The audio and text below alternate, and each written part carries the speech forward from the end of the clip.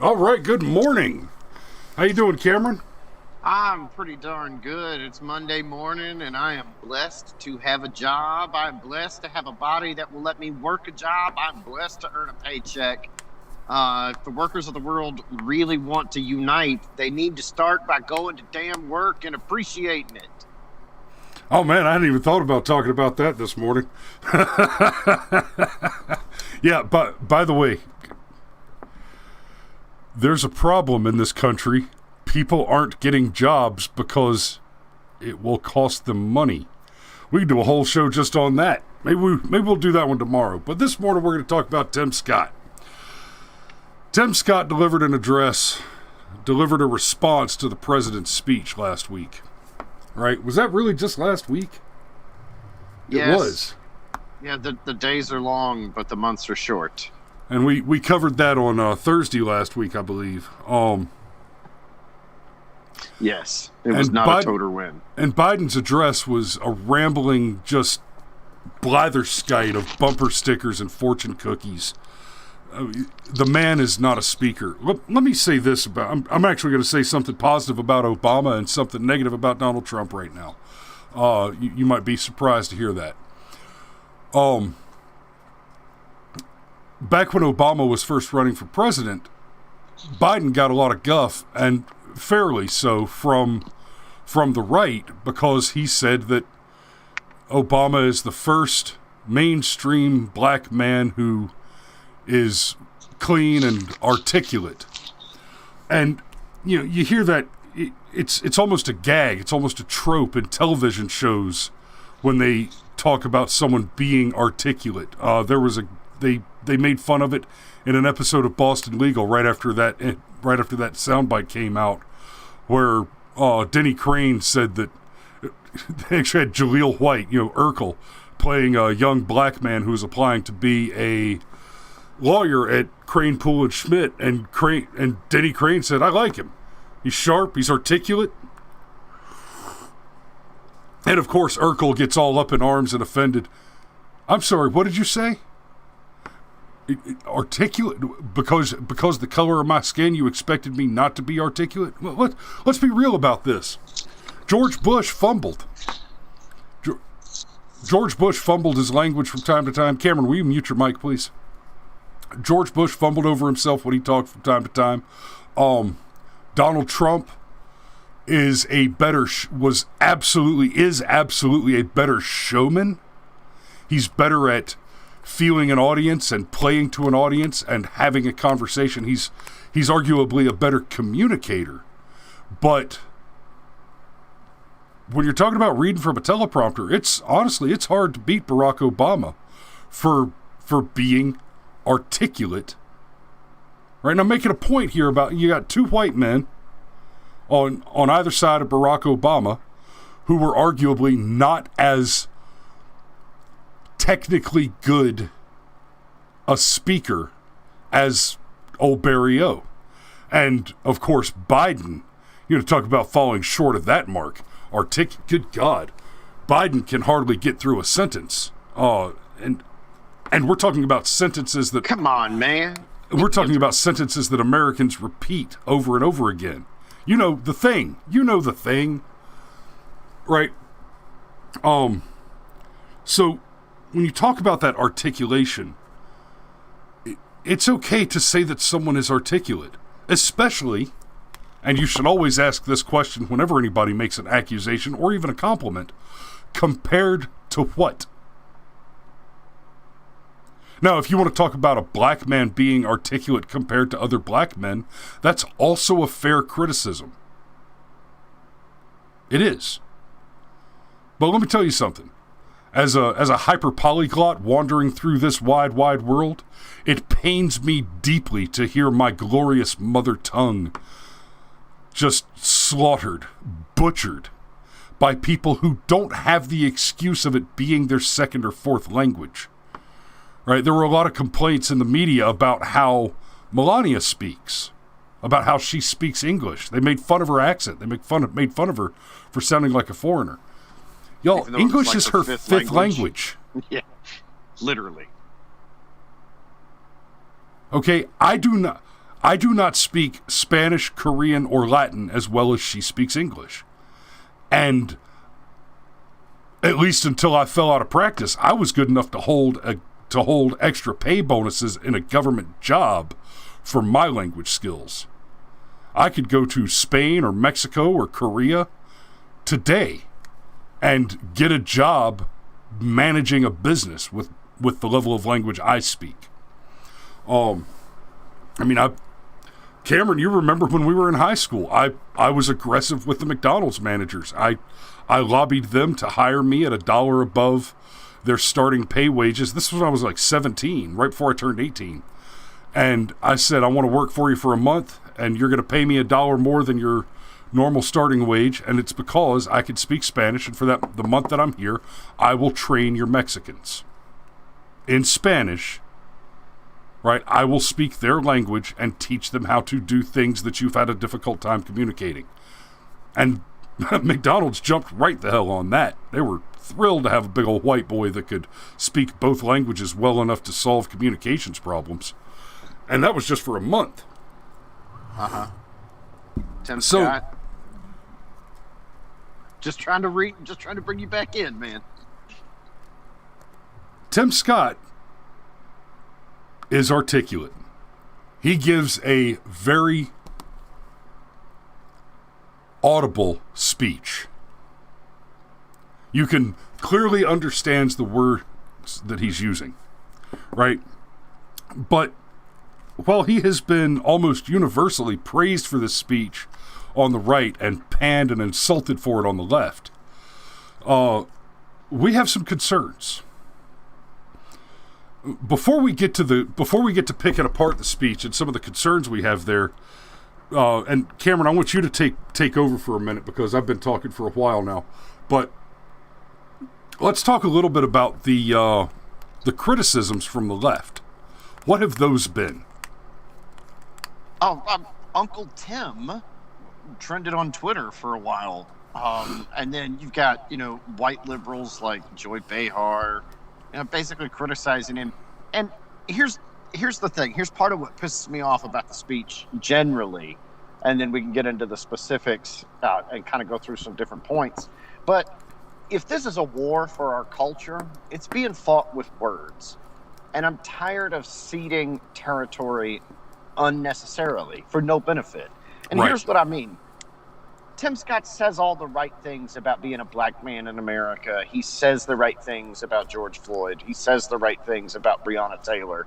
And I mean, in the modern optics sense. He says the politically correct, acceptable things. Yes, he says the politically correct, acceptable things. Which is to say he says all the wrong things. Right. And it doesn't get him anywhere. He tries to make a point about how actually this whole narrative of America being a racist country that's somehow irredeemable or close to irredeemable, it's just not a true narrative. And he includes all of these like sweeteners in your coffee, all of these politically correct things to say, hey, I get where you're coming from. I do. I'm down for the struggle, so to speak. And it doesn't work. He still gets called an Oreo. He still gets made fun of. He still is basically called an Uncle Tom, that old racial slur. That's just one of the things that really, really, really hacked me off about this whole speech from Tim Scott, because he could have said 90% of the things that he said, and it would have been just fine. But because we've got to do things like, it's a police reform bill named after Breonna Taylor. And look, y'all, if you haven't caught the gist of it yet, Breonna Taylor was an accomplice to a drug running scheme and potentially even a murder. Okay, she's not the one you want to name your police reform bill after, Tim. Not a good idea. And then to bring it up as though it's somehow a positive, like, just stop. Because you're not winning over leftists, and you're pushing away people on the right. And I dare say you're not even winning over centrists with this. Like, so what? As soon as you do any digging about the Breonna Taylor situation, you find out real quick that what happened there was not that she was murdered in her bed. No. You find out that she was named on the warrant, that her vehicle was named on the warrant, that her place of residence was named on the warrant, that they had months and months of surveillance of both her, the boyfriend, the trap house, and that they had a no-knock warrant. And had they executed the no-knock warrant, she would probably still be alive. Now, she'd be in jail, but she would probably still be alive. And this is the one you want to name your police reform bill after? And he also invoked George Floyd. And look, whether or not you feel like what happened to George Floyd was murder, manslaughter, or just an unfortunate set of circumstances, let's be clear. George Floyd was engaged in purchasing speedballs and trying to pass counterfeit money, probably as part of the transaction for those speedballs. Okay? He didn't just happen to bump into Derek Chauvin, and Derek Chauvin said, I know, I've got an idea. I want to kill me a darkie today. And tag, you're it. So the fact that we're going to say all these things like, I know what it's like to be followed around the store. Oh, come on, man. Stop with that. All you're doing is perpetuating the exact racist myth that we're trying to let go of. You're telling people, on the one hand, this whole thing about the racism in America is exaggerated and it's really not a racist country. And then you use the left's own language and examples to say, but by the way, these racist things have happened to me. So, good God, it's Meme War Monday, and the meme that being a black man in America is the most dangerous thing you can do needs to die. And our side needs to stop feeding it. Thank you. Yeah. Well then, yeah, but so Tim Scott authored the bill, the police reform bill that's supposed to be named after Breonna Taylor.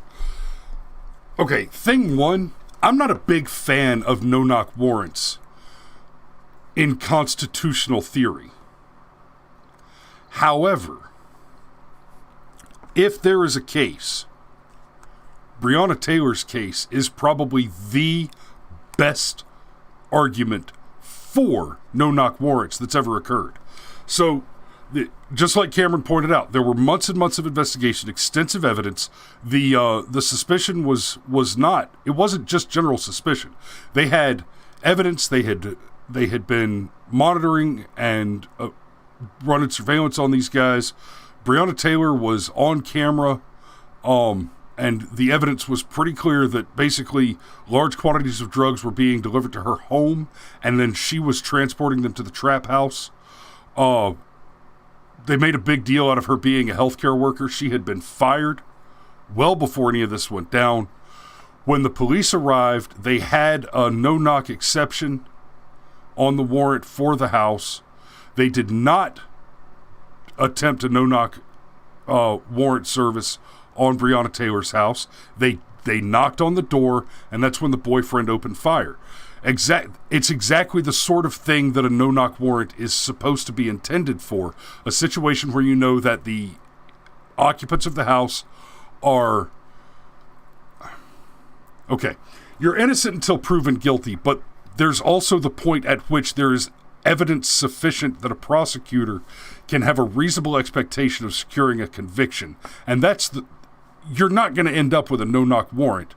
You're not supposed to be able to end up with a no-knock warrant unless you've met that threshold, and the circumstances around that threshold include a high probability of a gunfight or some sort of violence that's going to be the result of attempting to simply serve a warrant, right?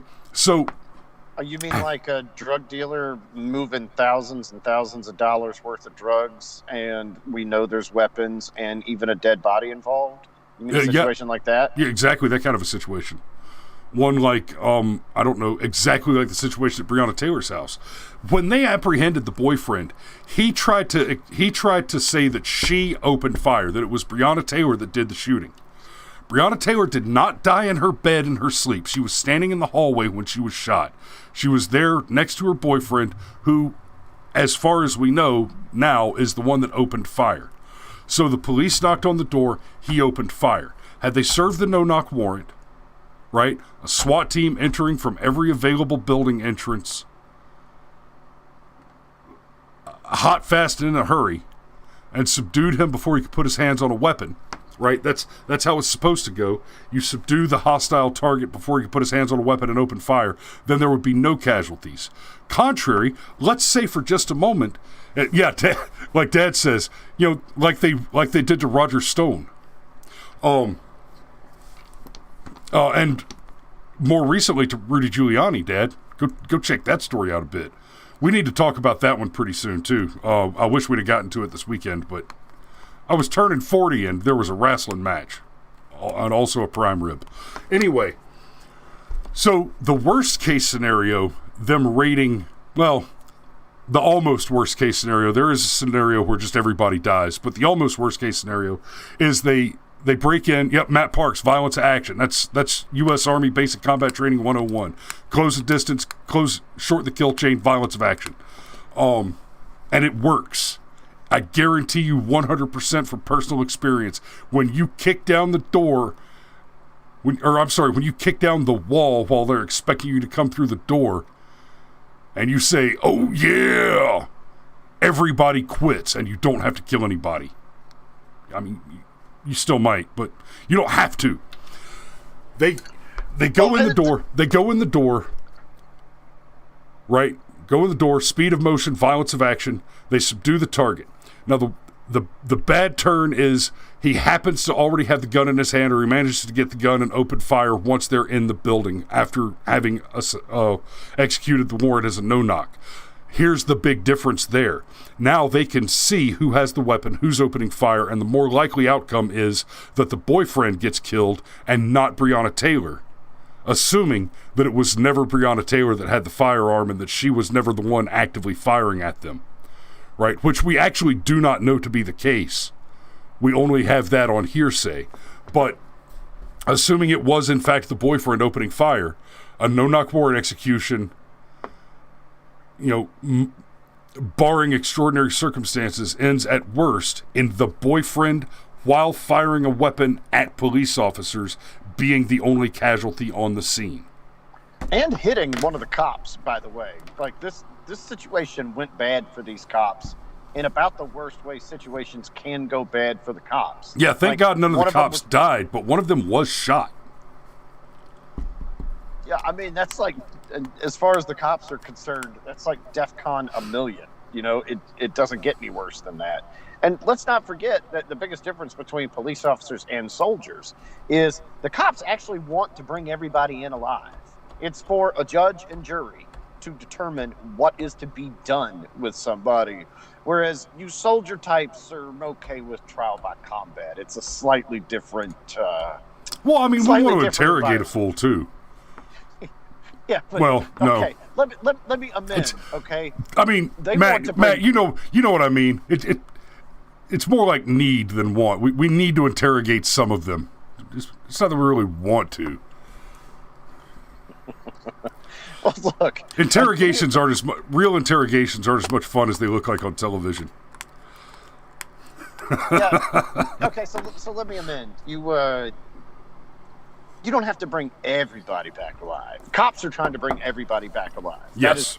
That is a police officer, kind of 101. But then going back to Tim Scott, there's no way this man does not know these facts. Just none. I mean, he's smart enough to be a senator.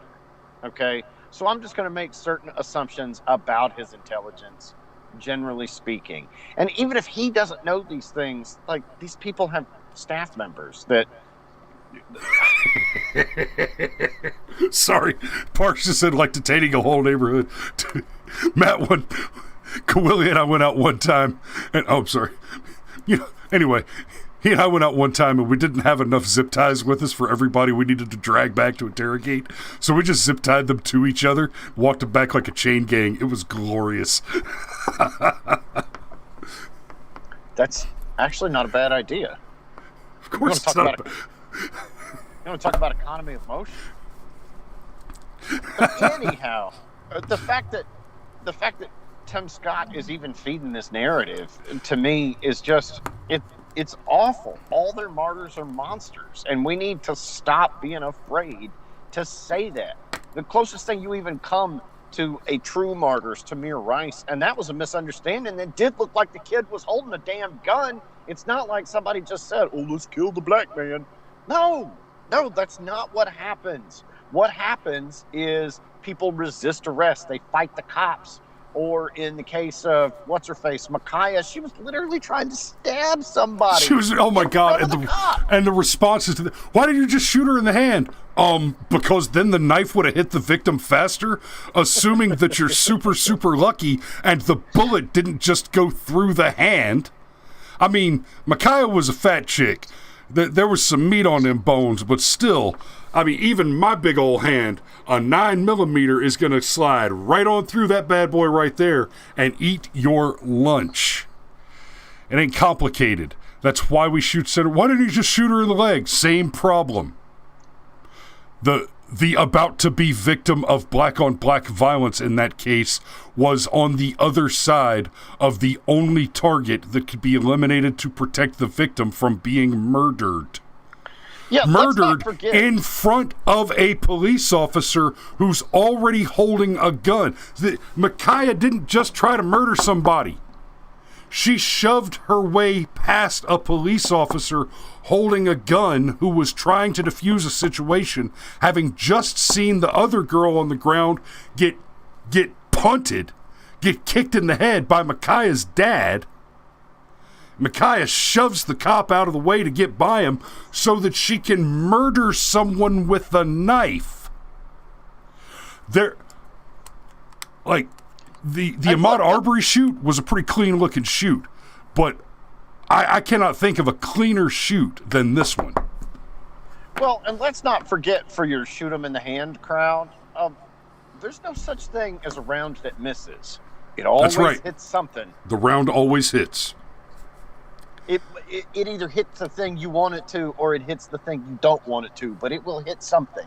And that is the main reason why all training is done for center mass. Because, that's what's going to stop the bullet, most likely. But yeah, anyhow, you want to take headshots and shoot grenades out of people's hands? Go play Call of Duty. Yes. Yeah, I mean, that's fun to do in games like Halo, sure. But in reality, no, that's not the real world. So Tim Scott has just he has lost me, and he's lost me hardcore. I don't know if I'd go that far, but I do have a lot of problems with the speech. Just the fact that he would because I already had a problem with the fact that he was doing the Breonna Taylor bill anyway. Yes. And just when you put the whole thing together, what he says in public and what he does, he's given the biggest potential platform. That response is the thing that'll make or break a political career. I remember Marco Rubio taking his infamous sip of water, which is really just a sip of water. But we remember it because it came as he responded to something Barack Obama said. So this is a place of honor. And instead of really planting the flag and just saying, look, I'm telling you, as a black man in America, this narrative that it's dangerous for me to be black and go outside is bullshit. And the fact that he didn't take that opportunity and instead fed the left's narrative for no benefit. They still called him Uncle Tom. In fact, Uncle Tim trended on Twitter for a while. Yep. So, no, he lost me, man. I mean, hardcore. I'm done with people that... Let's talk about the thing he said that I had the biggest problem with. It's right at the beginning, and I'm going to play it for you real quick.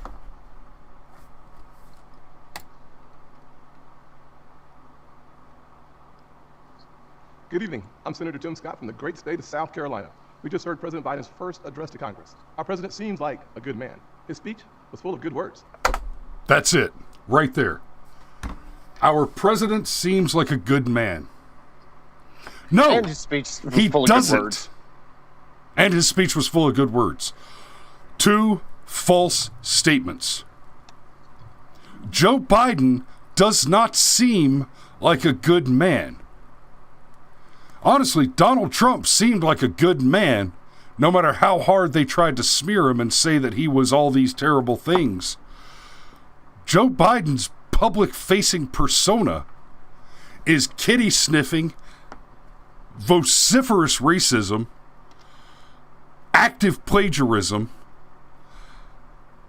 acts of extortion while serving in multiple elected offices, and clear corruption involving multiple hostile foreign governments. Nothing about Joe Biden seems like a good man. He seems like a very corrupt politician that a very corrupt media wants you desperately to think is a moderate good man. But if you take just a half a second to watch anything he said, the man can't go to an ice cream store without accusing somebody of having a slight Indian accent. I know. And I mean, just all the shit that's happened with Hunter alone. That's what a good man does? Let's just say he wasn't actively helping Hunter do the things. Let's just say all he was doing was covering up for Hunter. A good man lets one of his children molest children and smoke crack and engage in illegal business dealings. Well, let's pretend for just a moment that it's possible that Hunter Biden is not actually guilty of the child sex trafficking that he seems to be very, very clearly implicated in by his laptop. He still banged his sister-in-law. Is it still his sister-in-law after the brother dies? Yes.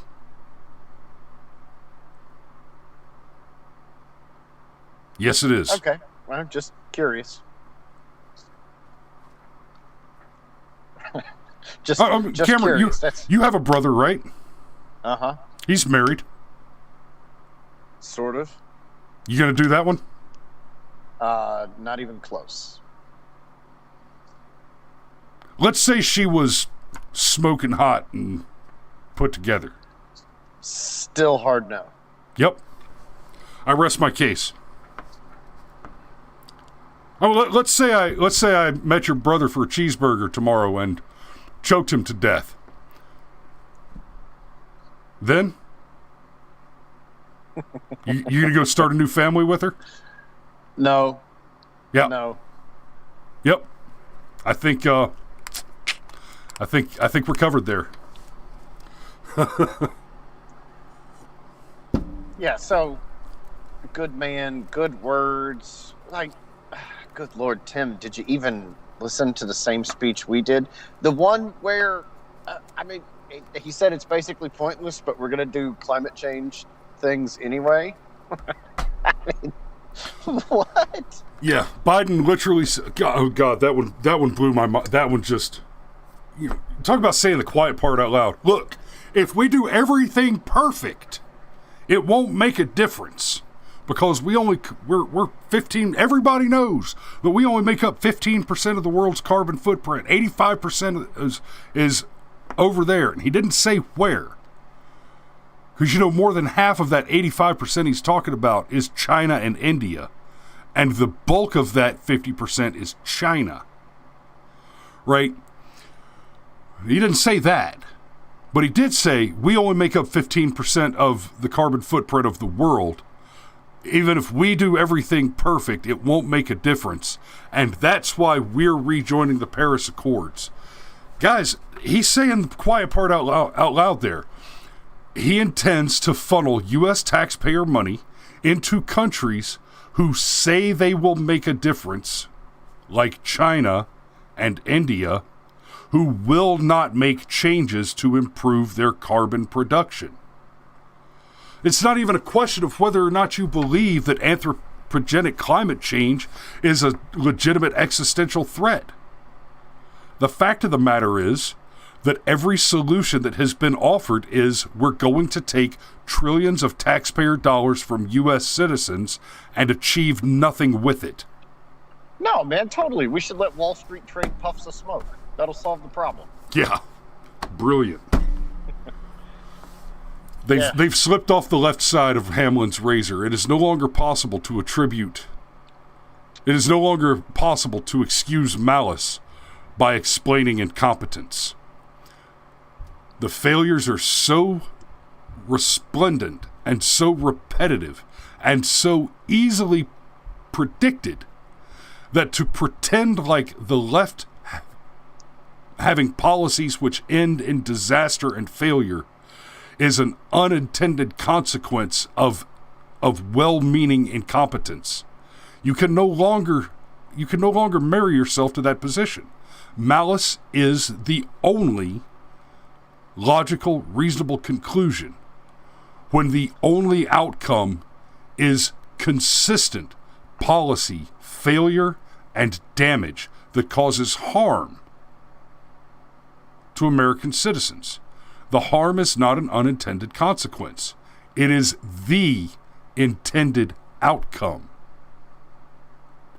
Hey, if you pass this healthcare reform bill where you force everybody to buy health insurance, whether or not they want it, you're not going to drive prices down. You're going to drive prices up.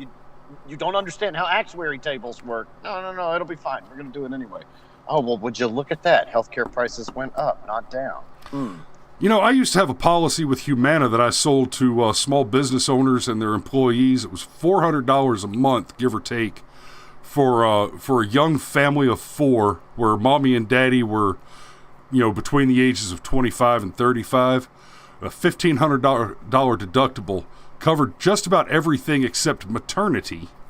And for those couples, they were self-insuring their pregnancy plans through medical savings accounts, which is a good play. And that plan would cost between $300 and $350 a month. $1,500 deductible. Covered everything except for pregnancy and a few bizarre, unusual conditions. And even that one, pre-existing conditions, it's discriminatory. No, you could buy the plan with your pre-existing condition, and your pre-existing condition wasn't covered for the first 6 months or the first year, right? Yeah, the exclusionary period. Yeah. That's how this idea that you couldn't get insurance if you had a pre-existing condition was always a lie. Well, it was always a lie in an even broader sense. Like, you could go to work for, and I knew a guy that did this. He went to work for the insurance company that I worked for a few years. Guy owned his own business, made money, but he had heart problems. And it made sense to him to subcontract out the running of his business and for him to go get a job that had benefits so that he could, keep up with his heart. And that's so unfair. He had to get a job so he could take care of his life and get health care. You're right. That is unfair. Unfair in the sense that it's extremely fortunate. Thank God he had that option. Anyhow, we're over time. I'm not trying to get spun off on a different direction. I understand why a lot of people like Tim Scott's speech, but the fact that he framed it with Joe Biden's a good man, he just made some mistakes, and America's not a racist country, but racist shit happens to me all the time. Like, just stop it, dude. Stop. You're done. You're done, Tim Scott. You're done. Okay? You will never be president. You will hopefully never sit on a president's cabinet. You just continue to vote the right way in the Senate and keep that seat in South Carolina locked down. That's your job from this point forward. You can just kind of shut up and don't let a Democrat occupy that space. Thank you. Yep. Trish says she has a patient who has cancer, is 72, and has to work in order to afford her cancer medications. I'm not going to go into explaining that on the air, but Trish, if you want to give me a call, I'm no longer a licensed insurance agent, but I still have all the knowledge. I could give you some ideas that might help her out a lot. So But that's I guess that's the show today. Make sure you like, share, and subscribe. And guys, I cannot stress this enough. Check out Odyssey, Rumble, Dailymotion, BitChute, PocketNet.app. We're on all of those. We're on Parler, but Parler's kind of dead in the water. But especially PocketNet.app and Odyssey. This channel is earning cryptocurrency through those two locations. And if you go watch our show on Odyssey, or just go leave a comment and an upvote or a like on PocketNet.app, that goes a long way to helping this show grow, and we really appreciate that. The objective is to be in a position where if YouTube throws us off, which is a real possibility, YouTube and Facebook give us the axe, then we still exist in places where y'all can get the content. So yeah, go Odyssey and PocketApp.net especially, but also BitChute and Rumble. Go check those out and support the other creators that are there too, because YouTube's a problem, guys. YouTube is trying to murder us. And by us, I don't mean the Brushfire Mind. I mean America. I mean the concept of liberty and free speech themselves. So, thanks for watching. We love you, and we will see you tomorrow. Be safe out there, guys.